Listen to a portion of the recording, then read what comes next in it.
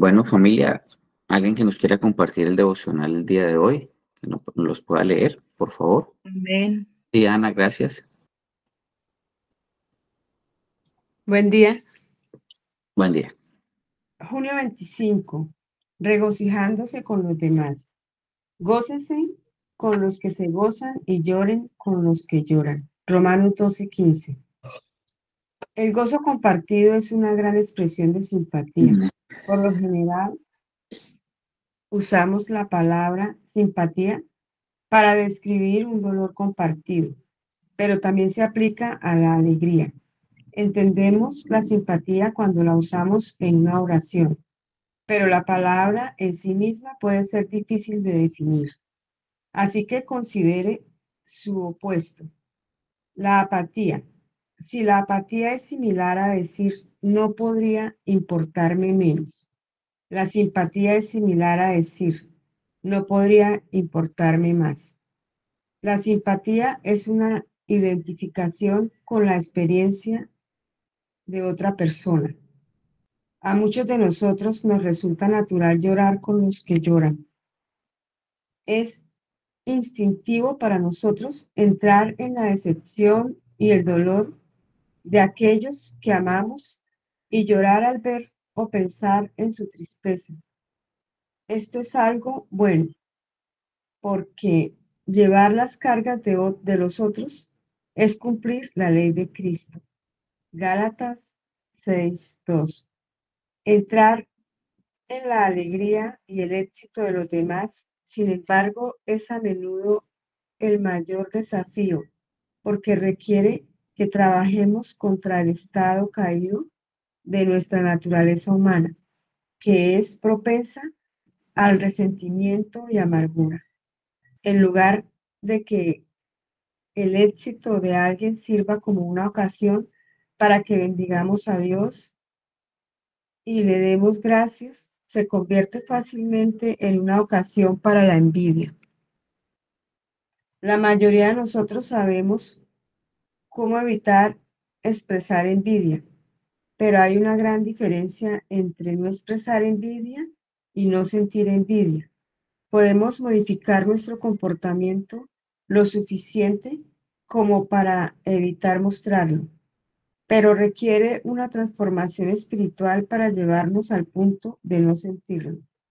Esta transformación comienza con una comprensión correcta de nuestra identidad como miembros del cuerpo de Cristo. Pablo dice que nosotros, que somos muchos, somos un cuerpo en Cristo e individualmente miembros los unos de los otros. Romanos 12:5. Estar en Cristo significa que somos miembros de Él y de los demás. Para decirlo de otra manera, si estamos en Cristo, estamos en el mismo equipo. Cuando comprendemos esto, será tan natural para nosotros entrar en la alegría de otro como lo es para un jugador de fútbol regocijarse con el gol ganador del juego de su compañero de equipo, de la misma manera que si lo hubieran marcado ellos mismos. Como pueblo de Dios ganamos y perdemos, disfrutamos y nos afligimos juntos. La palabra de Dios te llama a que el amor sea sin hipocresía, Romanos 12:9. Y el amor cristiano genuino conforma tus sentimientos para que los celos den paso al gozo y la apatía a la verdadera simpatía. ¿Hay alguien de quien te mantengas alejado de alguna manera, ya sea en su alegría o en su tristeza? ¿Has considerado a quién podrías animar hoy? Es casi seguro de que hay alguien que necesita que te acerques y le hagas saber que estás con ellos, orando por ellos y estando presente mientras caminan por un valle profundo. Del mismo modo, habrá alguien cuyo gozo puedas compartir y simplemente puedas hacerle saber que alabas a Dios por su favor en su vida. Sé alguien de quien cada vez se pueda decir, no podría importarle más. Pídele a Dios de toda compasión y consuelo que trabaje en ti por su espíritu para moldearse en esa persona hoy. Segunda de Corintios 1, 2, 7 para profundizar. Amén. Gracias, mi hermana. Bueno, el Señor aquí es claro y nos solicita regocíjense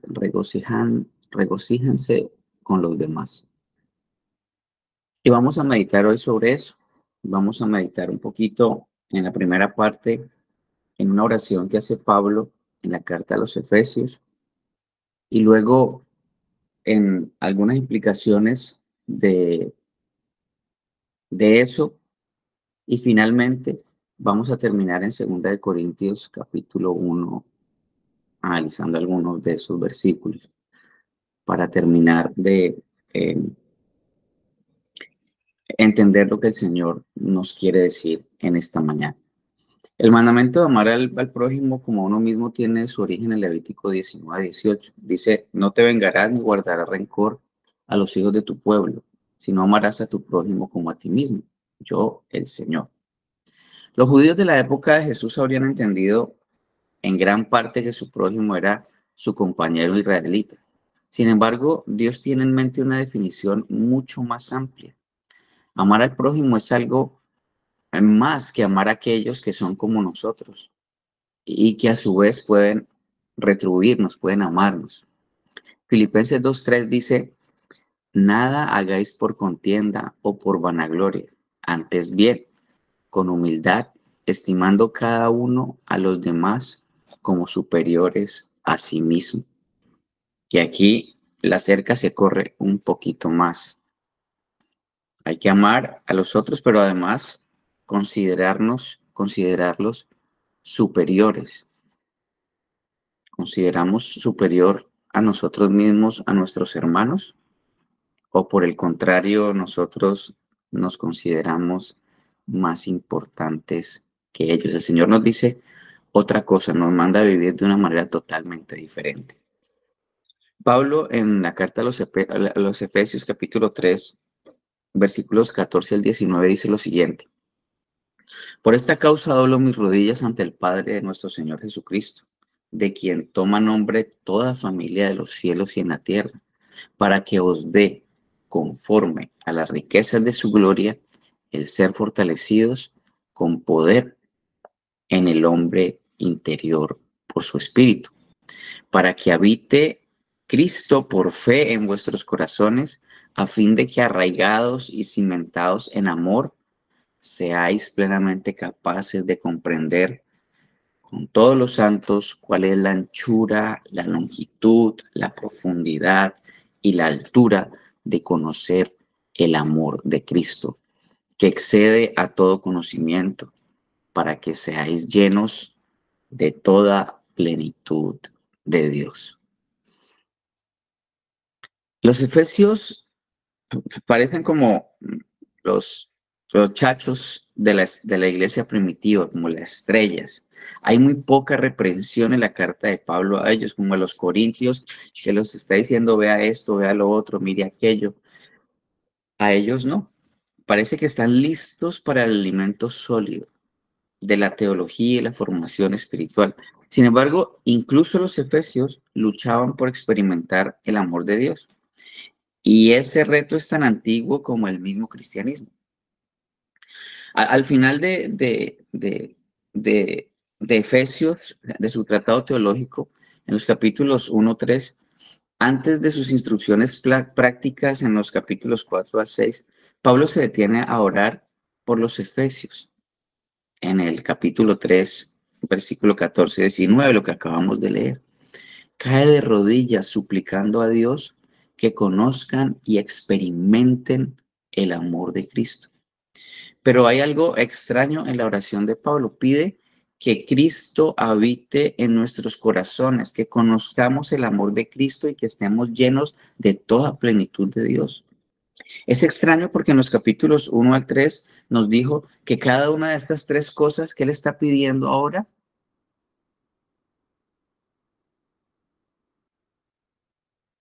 ya las tenemos, ya son verdad en nosotros. Entonces, ¿por qué oraría tan intensamente por lo que ya tenemos en Cristo? Pareciera como contradictorio. Los efesios saben estas cosas, pero su conocimiento no es suficiente. Hay otro nivel de conocimiento y experiencia que les hace falta. Cuando Pablo ora que comprendamos todo lo que Dios tiene para nosotros en el verso 18, seáis plenamente capaces de comprender con todos los santos cuál sea la anchura, la longitud, la profundidad y la altura. Esta palabra puede significar luchar, despojar y saquear un lugar o vencer a alguien. ¿Con quién quiere Pablo que luchemos? ¿Con nosotros mismos, con nuestras almas, con nuestra carne, con nuestro ser interior? No, Él ora para que podamos comprender el amor de Cristo, luchando por introducirlo en nuestros corazones, reavivando ese corazón muerto y necio que todavía tiene tendencia a, a considerar un poco el pecado. Pablo escribe, le ruego que Él conceda a ustedes conforme a las riquezas de su gloria el ser fortalecidos con poder por su espíritu en el hombre interior, de manera que Cristo habite por la fe en sus corazones. Lo que Efesios 3, 16, 17. La fuente de nuestra experiencia de amor de Dios es el Espíritu Santo.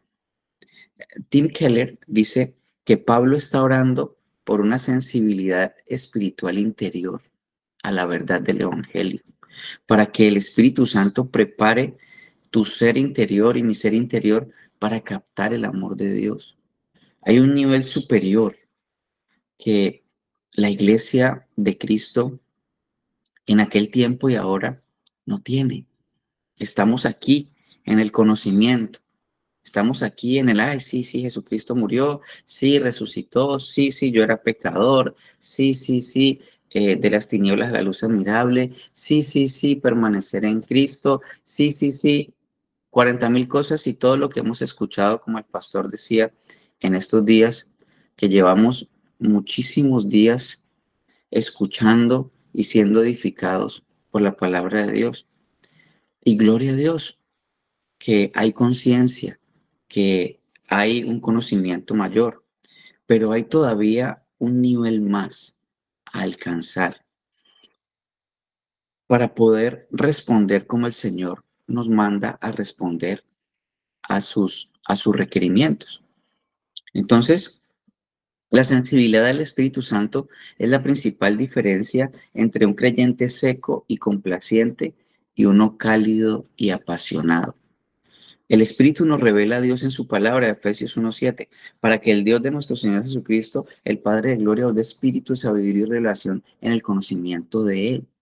Es el Espíritu quien revela su palabra. Ah, sí, sí, yo ya lo sé. Ya lo sé que yo no puedo conocer nada, yo no puedo entender nada sin el Espíritu Santo de Dios, sin que Él sea esa guía, sin que Él sea ese motor. Ok, ya lo sé. Nos infunde poder para vivir como Cristo, Efesios 3:16, para que nos dé conforme a las riquezas de su gloria el ser fortalecidos con poder en el hombre interior por su espíritu. Ah, sí, sí, ok.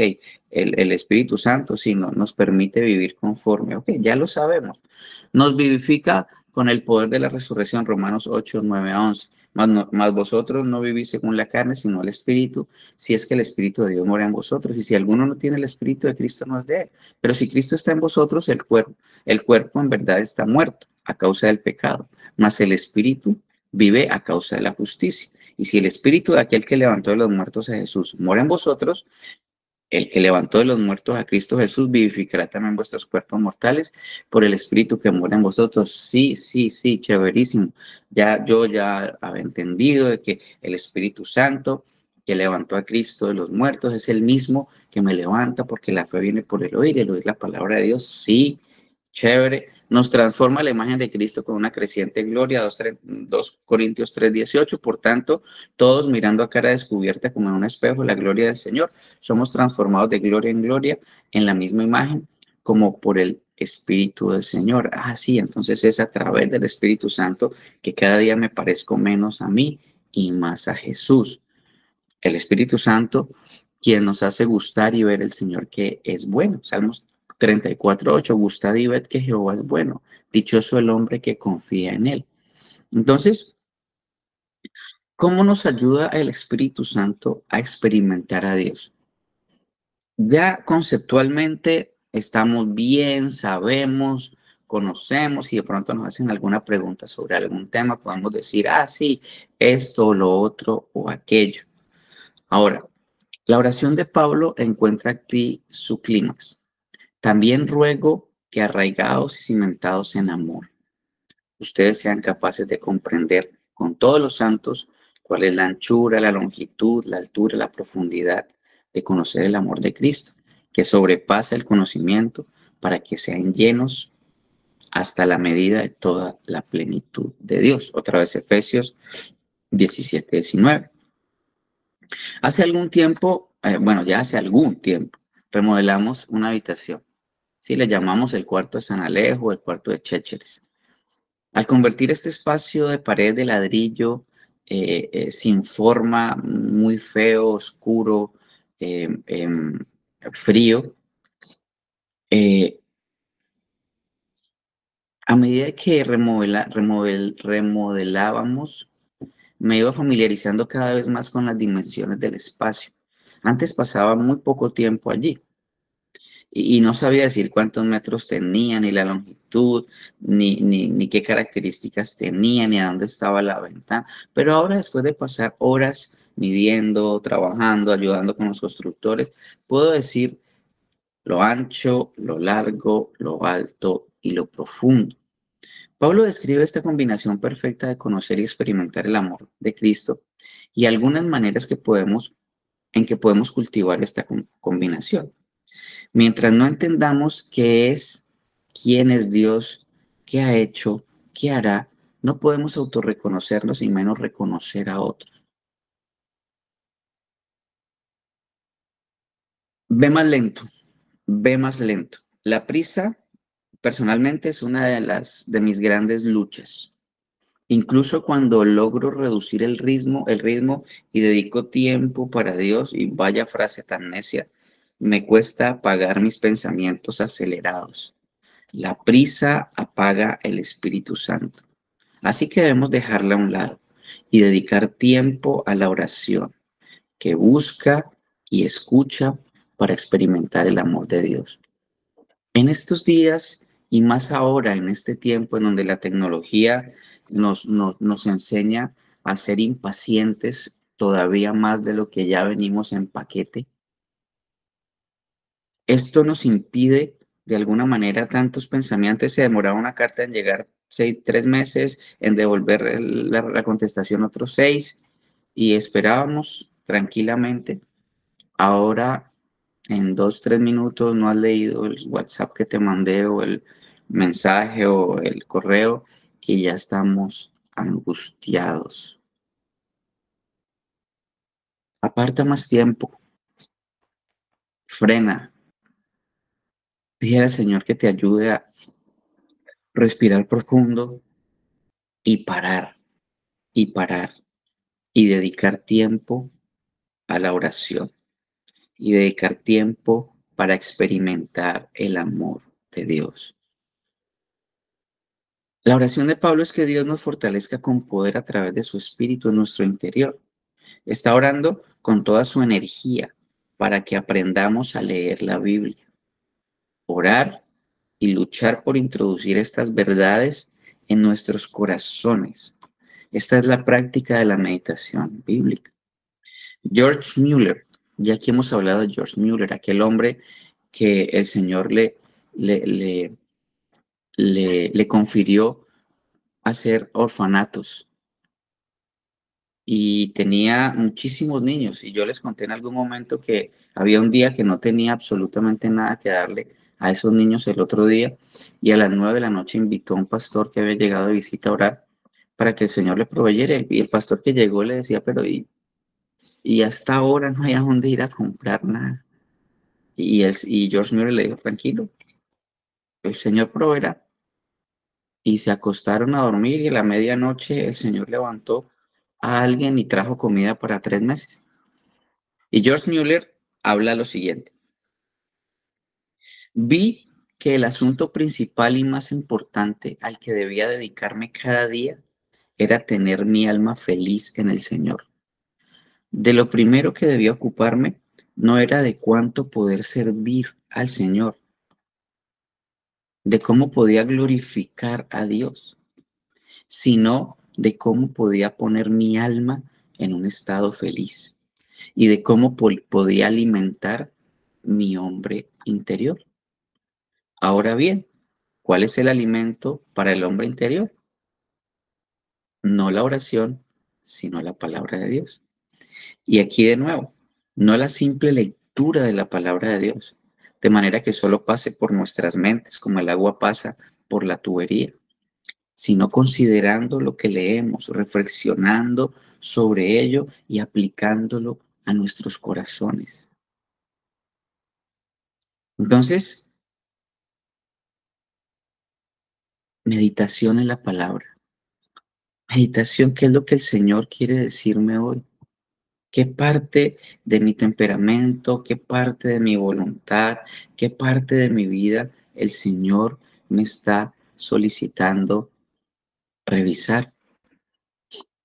¿O qué verdad el Señor me está presentando para que sea aplicada a mi vida, para que se vuelva realidad en el día a día?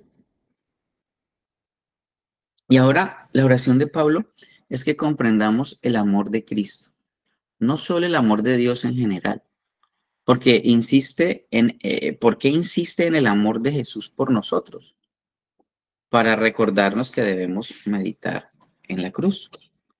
Él ora para que tengamos el poder del Espíritu Santo para experimentar a Dios, para que comprendamos cuán ancho, cuán largo, cuán profundo es el amor de Cristo. Y parafraseando a Keller, cuán ancho, lo suficientemente amplio como para abarcarnos como tal y somos nosotros. ¿Hasta cuándo? Hasta el fin del mundo. ¿Cuán alto? Tan alto como los cielos donde reina. ¿Cuán profundo? Es más profundo que la tumba, más profundo que el infierno.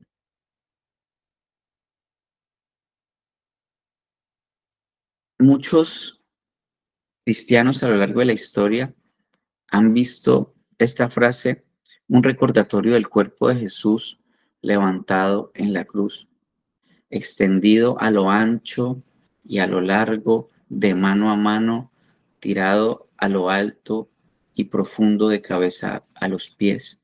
No podemos comprender la profundidad del amor de Dios por nosotros en Cristo. Siempre que pensemos en una medida, es todavía más profundo, es todavía más ancho. Entonces, reduce la velocidad, aparta tiempo, medita en la palabra y comprende con toda energía, con el poder eterno del Espíritu Santo, el gran amor de Dios en Cristo demostrado en la cruz. Y entonces así vamos a poder experimentar ese amor en la realidad. Porque recuerde que nosotros damos de lo que tenemos, no damos de lo que no tenemos. Recuerden cuando Pedro entró y le pidieron en la entrada del templo y él dijo, no tengo oro, no tengo plata, pero de lo que tengo te doy. Pero de nuevo, no podemos tener nada menos que el Espíritu Santo nos lo dé. Y la palabra me invita a ser esforzados y valientes. No es que ya me levanté en la mañana y ya escuché el devocional y a mediodía, ¿y de qué se trató el devocional? ¿Cuál era la verdad que el Señor te estaba diciendo que había que aplicar? ¿Cuál es el aspecto de tu vida que debes reconsiderar? ¿Qué es lo que debes llevar a la cruz de ti? Porque recuerde que el problema eres tú, el problema soy yo, no el resto, ¿no? Pero eso no lo podemos comprender a menos que el Señor nos lo muestre. Y no podemos dar amor cuando no lo tenemos, cuando no lo experimentamos. Entonces, al analizar el pueblo de Dios, ya habiendo revisado que necesitamos ir más allá, que necesitamos ir un paso más allá del conocimiento, es experimentar a viva voz, en cuerpo, ese amor de Dios. Tener la plena certeza de que sí es.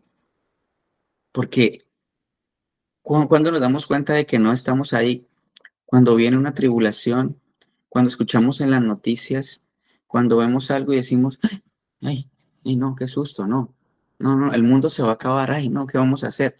Y entramos en un pánico que uno dice, pero, ¿y entonces, ¿dónde están las verdades del Evangelio aquí? Porque las tenemos en nuestra mente, pero no están aplicadas a nosotros, no las tenemos arraigadas. Y eso lo hace el Señor. Entonces, al analizar el pueblo de Dios a través de la historia, descubriremos que uno de los propósitos de Dios para su pueblo especial es modelar lo que Él espera de nosotros. Dios ordena a todos los que están hechos a su imagen que lo amen a Él y a su prójimo. Pero Él especialmente usa su iglesia para ejemplificar ese amor. Recuerden, en Romanos nos muestra que la deidad y el poder de Dios está revelado en lo que vemos, en la creación, pero no el amor de Dios, no. Cualquiera que ve el universo, cualquiera que ve la naturaleza, cualquiera que ve todo lo creado, tiene que llegar a la conclusión de que hay un Dios y que ese Dios es poderoso.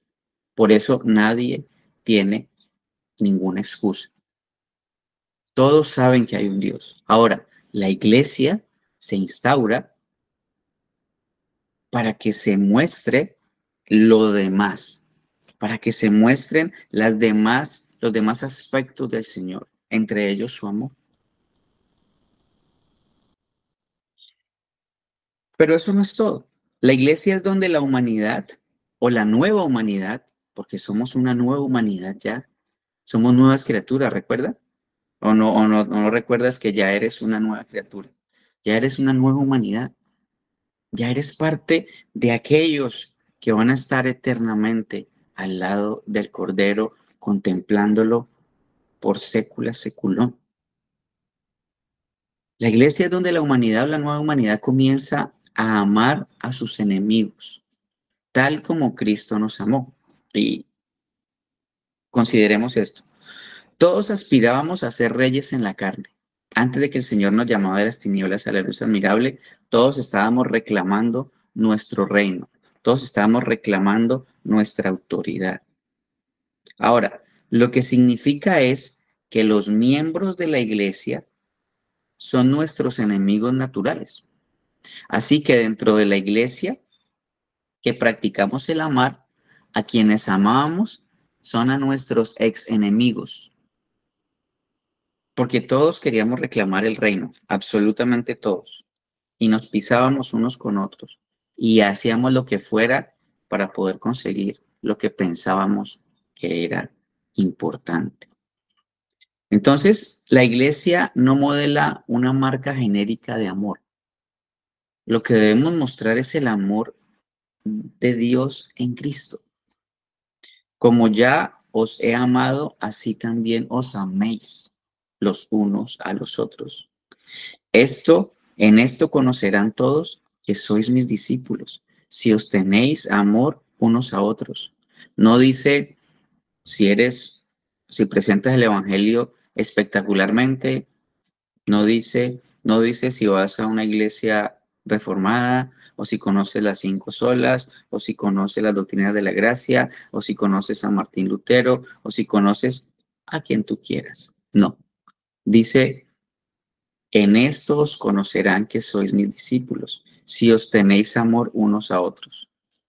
Punto. Si no amas a quienes te odian, a quienes te aborrecen, el Señor dice, no son mis discípulos, no son mis discípulos. Juan 13, 34, 35, por si alguien lo quiere leer, eso dice el Señor. Jesús enfatiza el hecho de que el mundo sabrá que somos sus discípulos no por nuestro amor al mundo, aunque ciertamente es cierto, sino por nuestro amor mutuo. A través de nuestras prácticas bíblicas de palabras indulgentes y acciones piadosas, demostramos cómo es el amor de Cristo. El mundo cree que entiende el amor. No es así. Solo conoce el amor de suma cero. El amor de quiero que ames menos a los demás para que me puedas más amar a mí. Ese es el amor de Dios. Y yo solamente, perdón, ese es el amor del mundo. Y te amo solamente cuando tú me das. Si no me das, pero pastor, es que mire como, pero mire, hasta que ella no lo haga, yo no lo hago. ¿Cómo? Eso no dice el Señor. El Señor dice, ámala a pesar de, ámalo a pesar de. Eso dice el Señor.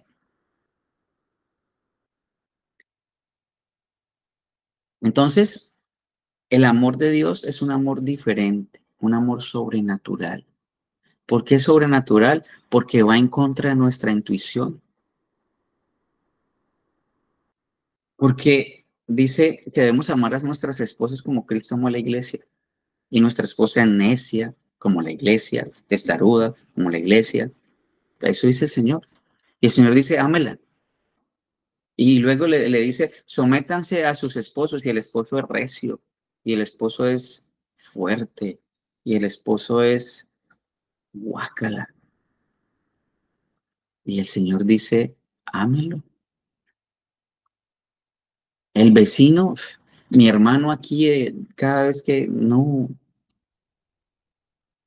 yo voy a la iglesia, entro rápido y salgo rápido y me voy para no untarme tanto de, eso no dice el Señor. Eso no dice el Señor.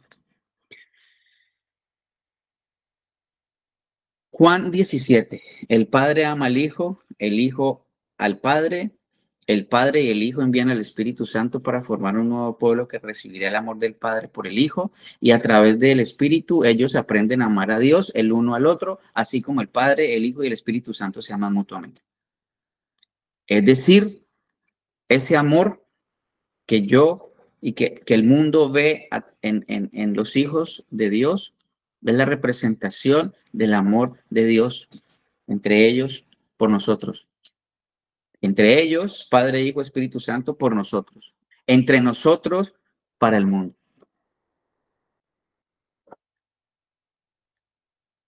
Nuestra cultura define el amor como dar a las personas lo que quieran. El amor significa priorizar la autoexpresión y la autorrealización. Falso. Eso no es amor, eso es odio. Yo le doy a mi hijo lo que no tuve. Necedad. Porque precisamente por eso que no tuviste es que estás ahí parado. Es que tienes el carácter que tienes. Es que puedes responder como puedes responder. Pero todavía estamos en esa página. Todavía estamos en esa contemplación, en ese dañar a nuestros hijos, a nuestros nietos. Ay, es que el niño se levantó bravo, bravo, bravo, porque no pudo dormir bien. Y entonces le permiten dechados de ira y dechados de mal modo. No, no. Eso es lo que se tiene que doblegar.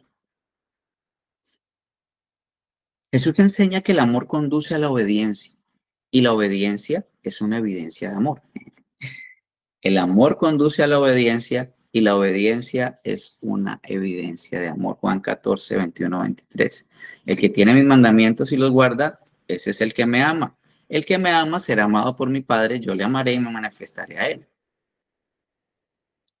Le dijo Judas, Señor, ¿cómo es que cómo te manifestarás en nosotros y no al mundo?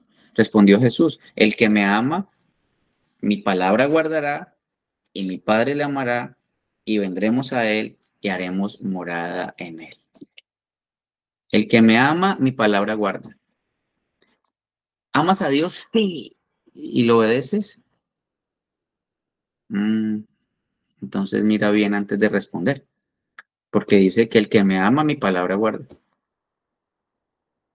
Y ya luego, entonces, esa obediencia es una evidencia de amor.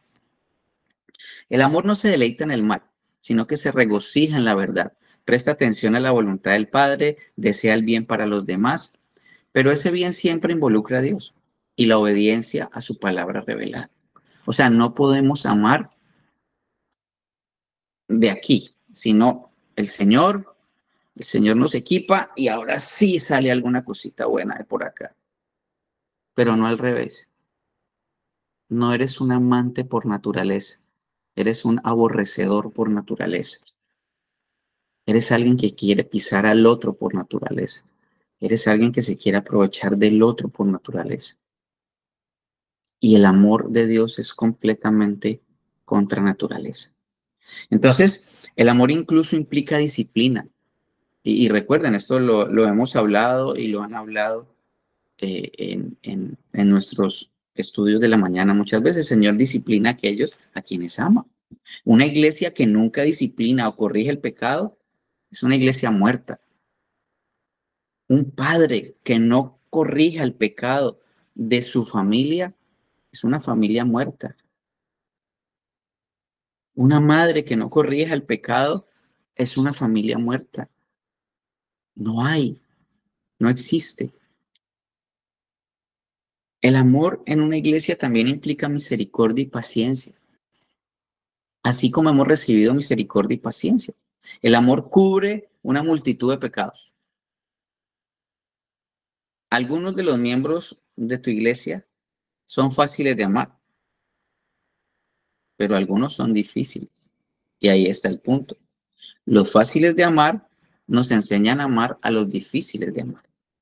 Los fastidiosos, los inmaduros, los necios, los que no se presentan a tiempo cuando les toca servir, cuando sus hijos rechazan a los nuestros.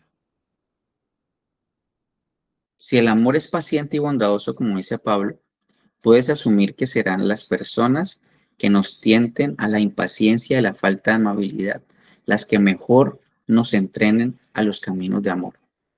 Recuerden, el Señor nos pone para que nos pulamos, pero yo quiero salir corriendo apenas termina el servicio, porque es que el hermano, porque es que la hermana, porque es que los hijos de la... corriendo. No, no, no. Hoy es un buen día para ir en arrepentimiento y fe delante de Dios,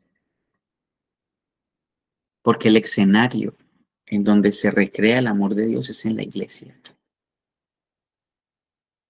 Y eso nos entrena para ir allá afuera y mostrarlo.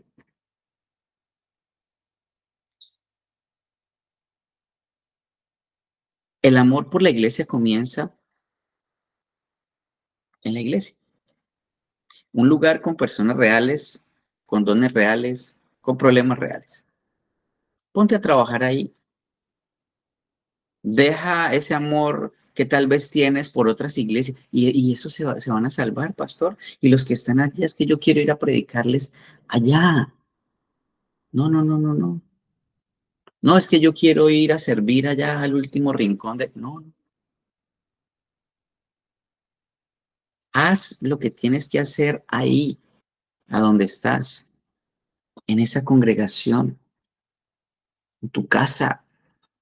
Y cuando eso esté genial, ok, comienza a revisar y a mirar a dónde. Pero antes, quédate ahí quieto, quédate ahí quieto. Cumple lo que tienes que cumplir. En lo poco y en lo mucho. En lo poco, fidelidad, en lo mucho te pondré. Tu esposo te hace así y ya inmediatamente, a ver, ¿qué hubo pues? ¿Cómo es la vuelta?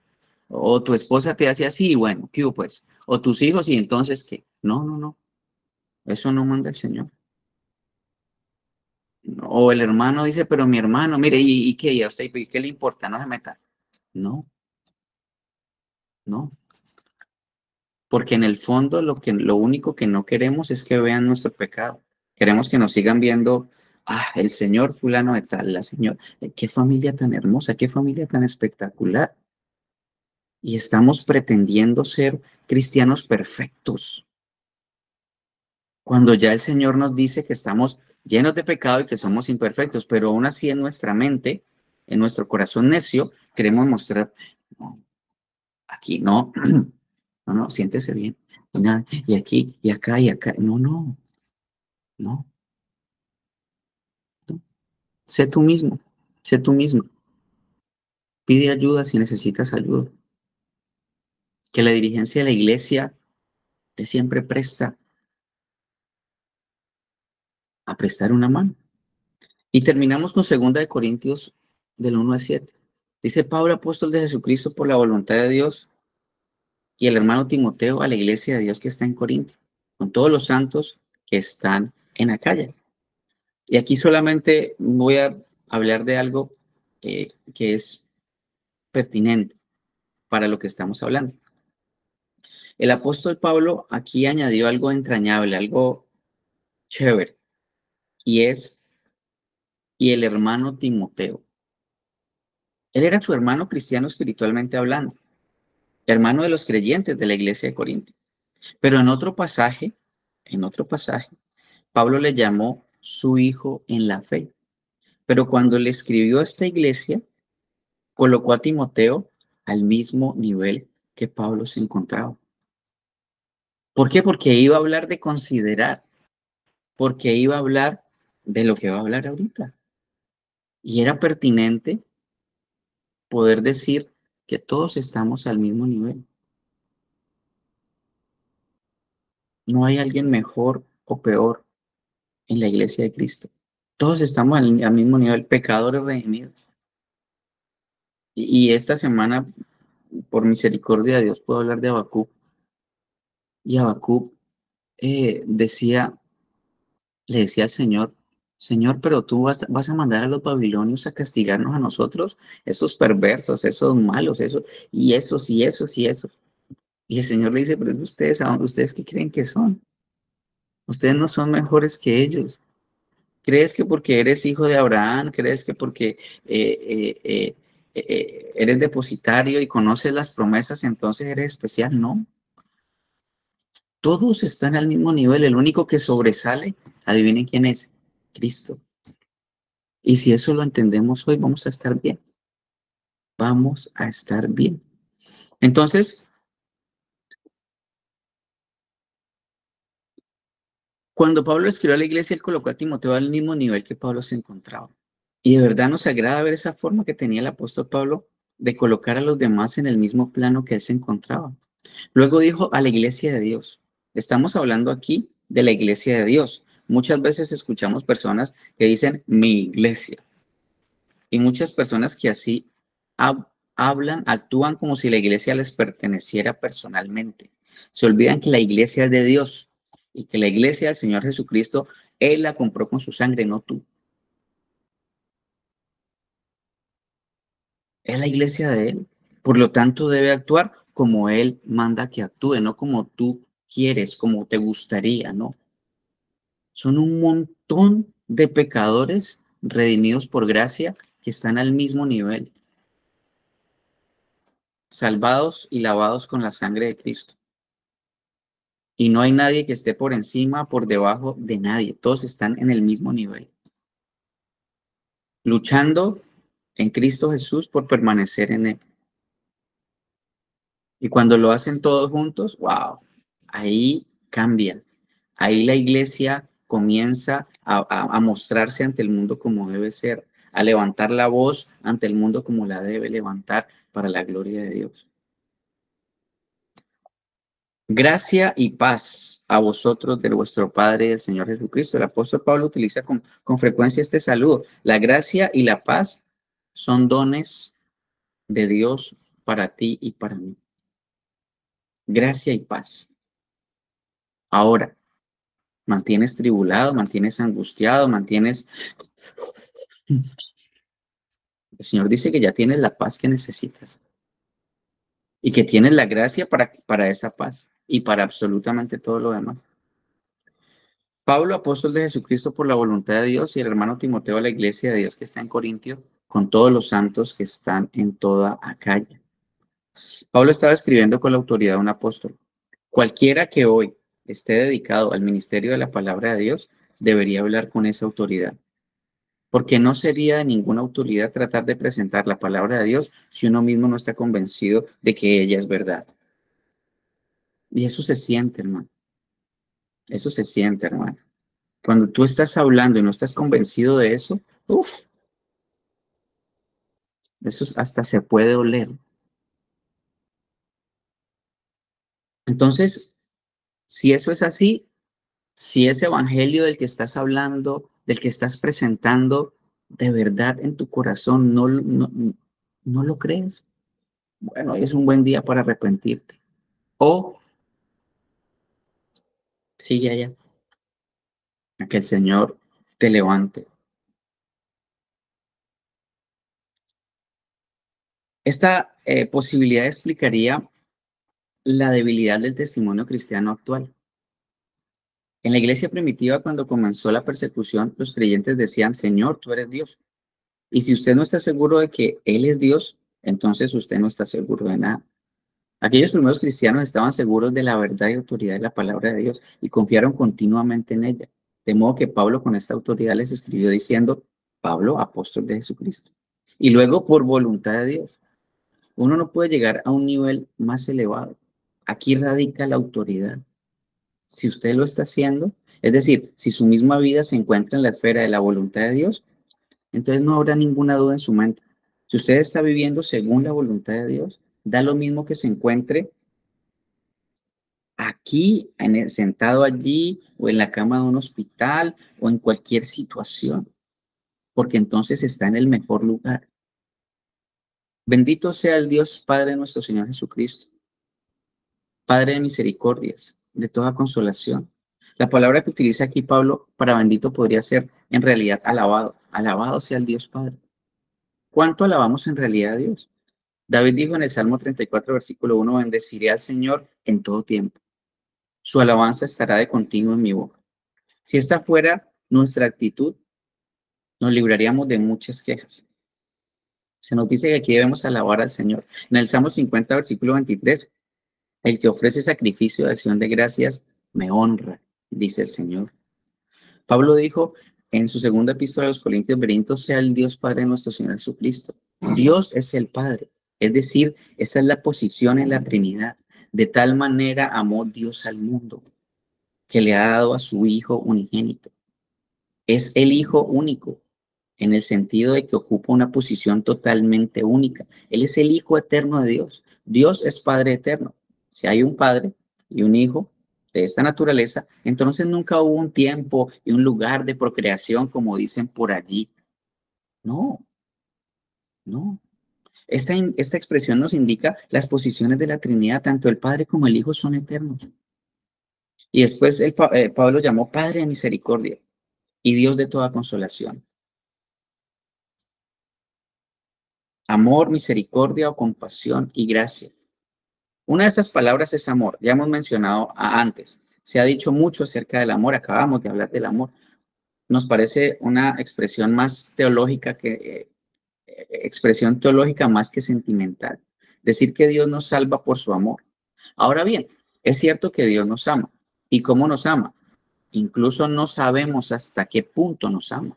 Nuestro corazón se quebrantaría si pudiéramos comprender lo mucho que nos ama el Señor. Pero cuando podemos sentir, cuando podemos vivir ese amor, es cuando el corazón, nadie que tuvo delante de él a Dios pudo sostenerse de pie. Recuerden Isaías, de labios inmundos. Recuerden al apóstol Juan, cayó totalmente. La santidad de Dios es, wow. Ahora, ¿qué es la gracia? La gracia es un favor inmerecido, lo cual quiere decir que Dios nos salva sobre una base diferente. No tiene nada que ver con el mérito propio. Dios nos ama, pero no nos salva por su amor, nos salva por su gracia. ¿Por qué? Porque Él también es Dios de toda misericordia, el Padre de la misericordia y compasión. Y la gracia significa que Dios nos ha amado tanto que nos ha provisto un Salvador, porque Él no podía salvarnos de ninguna otra manera. Cualquier cosa que usted y yo tenemos hoy es una muestra de la compasión y la misericordia de Dios. En realidad, se dice de Él que es rico en gracia y misericordia. ¿Necesita usted misericordia? Si usted necesita algo material como el dinero, por ejemplo, pues va al banco Y si usted necesita misericordia y compasión, ayuda, debe ir a aquel que es el Padre de las misericordias, diríjase a Él. Cualquier cosa que usted y yo poseamos, sea mucho, sea poco, es inmerecido. Se debe a la misericordia de Dios. Así que lo que tenemos se debe a la misericordia de Dios, incluso las enfermedades. El consuelo de Dios es precisamente, el consuelo de Dios precisamente donde lo necesitamos, en los planes de la vida. Él pues, el Padre de las misericordias y Dios de toda consolación. Esto lo podemos comprobar en nuestro día a día. El sufrimiento es la prueba decisiva. Él es el Dios de todo consuelo. Él consolará a usted en el hospital ante la muerte de un ser querido. Él lo puede consolar en cualquier lugar, en cualquier circunstancia. Realmente podemos decir con el apóstol, Él es el Dios de toda consolación. Ahora hay un consuelo auténtico y hay uno falso.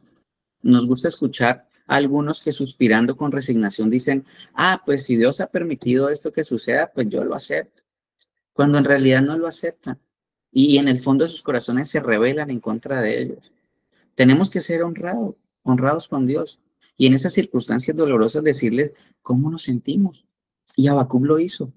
Habacuc dijo, pero Señor, ¿por qué vas a hacer esto? ¿Por qué vas a hacer por lo otro? ¿Por qué esto? Y el Señor legítimamente le contestó con misericordia y con amor. Entonces, existe una noción popular del que el consuelo es como cuando yo era pequeño y me caía y me raspaba las rodillas, y siempre me preguntaba por qué mi mamá me ponía pantalones cortos, pero ella nunca me puso pantalones largos. Entonces, cuando me quejaba de las heridas, ella se acercaba y me besaba para consolarme y me decía, bueno, no es nada, ya pasó. Y ella me consolaba y yo creía lo que ella estaba diciendo y dejaba de llorar. Esto es algo sentimental, es dulce, es agradable, pero llegó un día en el que me fui de la casa, estaba desanimado porque no tenía ningún dinero y entonces ella se sentó junto a mí y me habló y me dijo, tú debes ser un hombre. Ahora, tienes que actuar como un hombre. Y también esa era una forma de dar ánimo y consuelo. Hay personas que recurren a toda clase de cosas para encontrar consuelo o alivio. A veces intentan encontrarlo en el alcohol, en las drogas, pero lo único que consiguen es arruinar sus vidas y en muchos casos sus familias. Bueno, la palabra consuelo es paracaleo, es decir, llamado al lado de. El Espíritu Santo es nuestro paracleto, es decir, aquel que ha sido llamado para estar a nuestro lado. Cuando el Señor Jesús prometió enviar el Espíritu Santo, les dijo a los suyos, no os dejaré huérfanos, vendré a vosotros. Juan 16:7. Y os conviene que me vaya, para que si no me voy, el Consolador no vendría a vosotros. Pero si me voy, lo enviaré. Entonces, ¿qué es un consolador?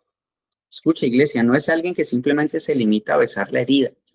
Es un ayudante, alguien que fortalece, un abogado, alguien llamado para ayudarme, para darme fuerzas, para aliviar mi soledad, para mitigar mi dolor, para calmar mis temores. Él quiere ser mi auxilio en momentos de sufrimiento o problemas sin solución. El Salmo 30:10 dice, escucha, oh Señor, y ten piedad de mí, oh Señor, sé tú mi socorro. Él es el lamento, un alma que necesita el consolador. Él es el Dios de toda consolación. Dios que ve nuestro interior y conoce todas nuestras necesidades, permitió que usted y yo escucháramos este estudio. Y si usted se reconoce perdido y necesita un Salvador, dé el paso de fe, de creer en el Señor Jesucristo como su Salvador. Y entonces el Espíritu Santo, el Consolador, entrará a su vida para controlarla, para consolarla, para convertir en realidad lo que Él solo puede dar, el cual nos consuela en todas nuestras tribulaciones para que podamos también nosotros consolar a los que están en cualquier aflicción, con el consuelo que nosotros mismos somos consolados por Dios. Así que los dones espirituales no están destinados únicamente para el beneficio de quienes los reciben, sino que cada creyente a su vez debe usarlos para el provecho espiritual de otros. Así también el consuelo recibido de Dios capacita a los creyentes para consolar a quienes lo necesitan. Eso es lo más importante que debemos destacar en esta ocasión. Es maravilloso lo que tenemos en Dios, quien nos puede consolar en todas nuestras aflicciones. Pero al ser consolados, el Señor nos manda a consolar. El Señor nos manda a dar de lo que Él nos da a otros. El Señor nos manda a ponernos al lado del otro. ¿Ese es tu deseo? Eso es lo que tú haces en tu día a día por el otro. Dice, porque de tal manera que abundan en nosotros las aflicciones de Cristo, así abunda también por el mismo Cristo nuestra consolación. Pero si somos atribulados es para vuestra consolación y salvación, o si somos consolados es para vuestra consolación y salvación, el cual opera en sufrir las mismas aflicciones que nosotros también padecemos. Corintios. Y finalmente Mateo 22:37, amarás al Señor con todo tu corazón, con toda tu alma y con toda tu mente. Este es el primer mandamiento. Y el segundo, amarás a tu prójimo como a ti mismo. Pero es el segundo. Primero amarás al Señor tu Dios y eso se hace realidad en tu vida como el Señor manda, entonces vas a poder mirar de manera diferente a tus hermanos. Que el Señor nos ayude a hacer lo que Él nos manda hacer, que el Señor nos ayude a vivir como Él nos manda a vivir, que nos ayude a considerar como Él manda a considerar a nuestros hermanos y aún a nosotros mismos, que no nos permita tener un concepto diferente a que Él tiene de nosotros. Padre Celestial, la gloria, la honra y la alabanza